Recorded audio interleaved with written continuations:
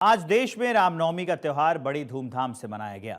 देश की मातृशक्ति के प्रति अगाध श्रद्धा रखने वाले मुख्यमंत्री योगी आदित्यनाथ ने वासंतिक नवरात्र की नवमी तिथि पर गोरक्षपीठ की परंपरा के मुताबिक कन्या पूजन किया।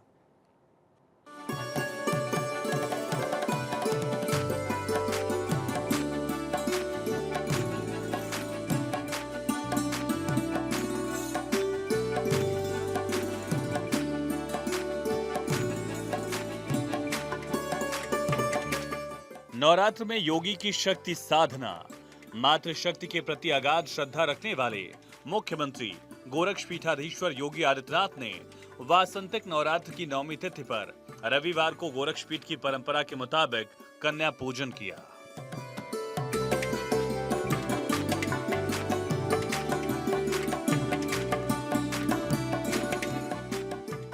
नवमी तिथि के अनुष्ठान की कड़ी में गोरखनाथ मंदिर के भोजनालय में आयोजित कन्या पूजन कार्यक्रम में योगी ने 9 दुर्गा स्वरूपा कुमारी कन्याओं के पांव पखारे, उनका विधि विधान से पूजन किया, चुनरी ओढ़ाई, आरती उतारी, श्रद्धा पूर्वक भोजन कराया और दक्षिणा देकर उनका आशीर्वाद लिया। मुख्यमंत्री ने परंपरा का निर्वहन करते हुए बटुक पूजन भी किया।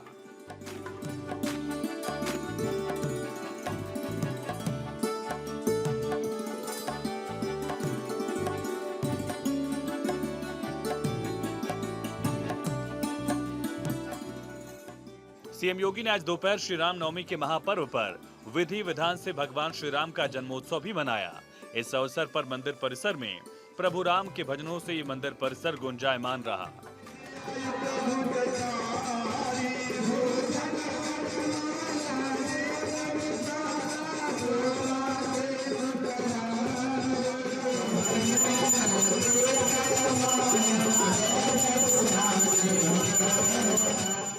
कन्या पूजन का अनुष्ठान पूर्ण करने के बाद मुख्यमंत्री मंदिर परिसर में आराम दरबार पहुंचे। दोपहर के 12 बजते ही उन्होंने पालने में विराजमान प्रभु राम के बाल स्वरूप के विग्रह की वैदिक मंत्रोच्चार के बीच पूजा अर्चना की। उन्होंने प्रभु विग्रह को तिलक लगाने और माल्यार्पण करने के बाद आरती उतारी। पूजन का अनुष्ठान पूर्ण करने के साथ सीएम योगी ने बाल स्वरूप भगवान को पालने में झुलाया। इस अवसर पर मुख्यमंत्री ने भगवान श्री राम से लोक मंगल की प्रार्थना की।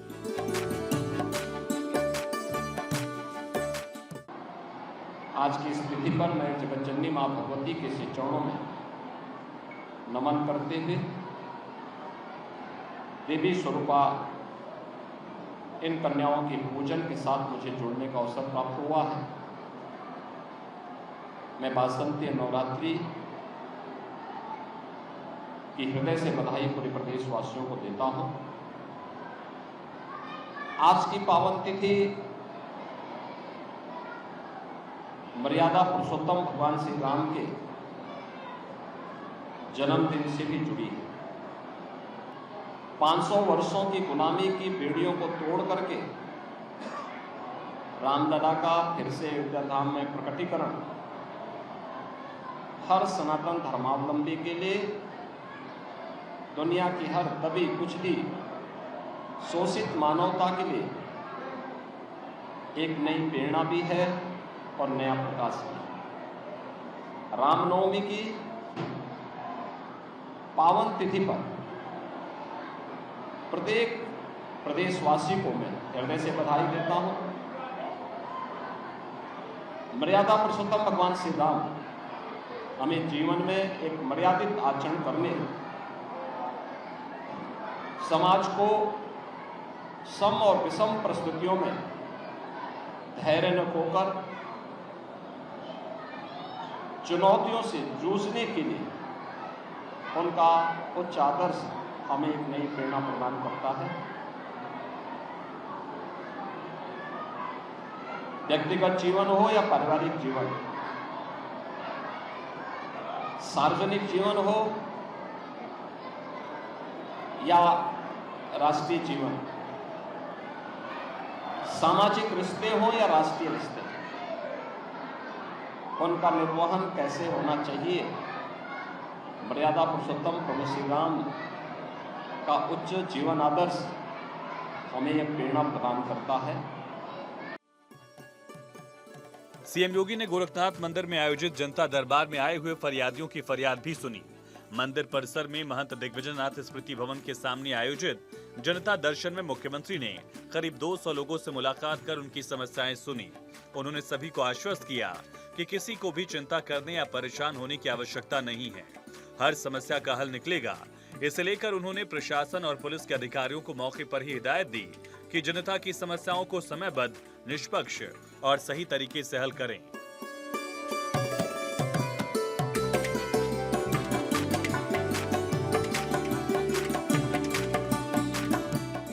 सीएम ने अधिकारियों को निर्देशित किया कि जन समस्याओं के निस्तारण और पीड़ितों की मदद में ढीलापन किसी भी हाल में नहीं होना चाहिए। लापरवाही दिखाई दी तो संबंधित के खिलाफ कार्रवाई भी सुनिश्चित की जाएगी। किसी पीड़ित की समस्या के निस्तारण में अगर कोई भी दिक्कत आ रही हो तो उसका पता लगाकर समाधान कराया जाए। किसी स्तर पर जानबूझकर प्रकरण को लंबित रखा गया तो संबंधित की जवाबदेही तय की जाए।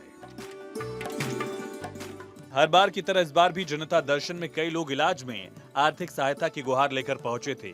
इस पर मुख्यमंत्री योगी आदित्यनाथ ने अधिकारियों से कहा कि जल्द से जल्द अस्पताल के एस्टीमेट की प्रक्रिया पूरी कराकर शासन को उपलब्ध करा दें। इलाज के लिए मुख्यमंत्री विवेकाधीन कोष से पर्याप्त मदद की जाएगी। जनता दर्शन में कई महिलाएं अपने छोटे बच्चों को साथ लेकर आई थी। सीएम ने सभी को प्यार दुलार कर आशीर्वाद और चॉकलेट भी दिया।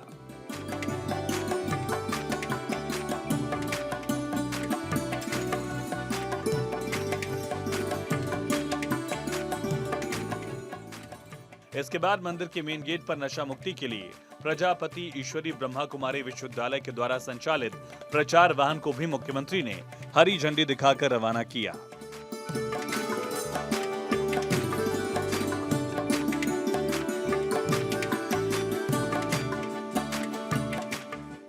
सीएम ने कहा कि ऐसे सामाजिक कार्यों में शैक्षणिक और सामाजिक संस्थाओं की सहभागिता अभियान की सफलता की कहानी गढ़ सकती है। विश्वविद्यालय की पहल बेहद ही सराहनीय रही।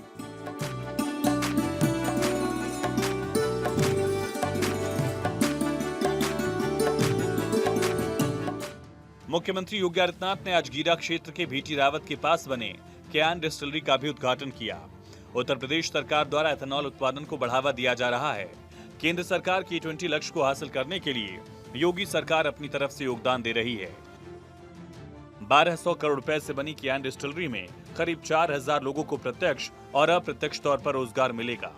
करीब 1200 करोड़ से लगी डिस्टिलरी में हर दिन 3.5 लाख लीटर एथेनॉल का उत्पादन किया जाएगा। कंपनी के एमडी विनय कुमार सिंह ने बताया कि एशिया की सबसे बड़ी एथेनॉल फैक्ट्री है, जिसमें अनाज का उपयोग कर एथेनॉल बनाया जाएगा। इसके शुरू होने से कृषि उत्पादों की खरीदारी बढ़ेगी। इसका सीधा फायदा किसानों को मिलेगा। फैक्ट्री का ट्रायल 30 दिन पहले किया गया था। आज सीएम योगी के कर कमलों से उसका भव्य उद्घाटन किया गया है। 2000 से अधिक 1200 करोड़ रुपए की लागत से तो डिस्टिलरीज बनी है और 2000 से अधिक लोगों को प्रत्यक्ष और इतना ही अप्रत्यक्ष रूप से यहां पे नौकरी और रोजगार के साथ जुड़ेंगे। बहनों और भाइयों, ये वही गीडा है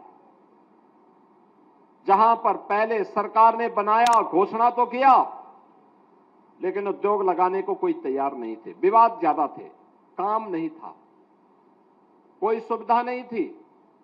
देखते ही देखते पिछले 8 वर्ष के अंदर हम लोगों ने 15,000 करोड़ रुपए से अधिक के निवेश को यहां पर लाए हैं। 50,000 से अधिक लोगों को अकेले गीडा में नौकरी मिली है, यहां के नौजवानों को मिली है।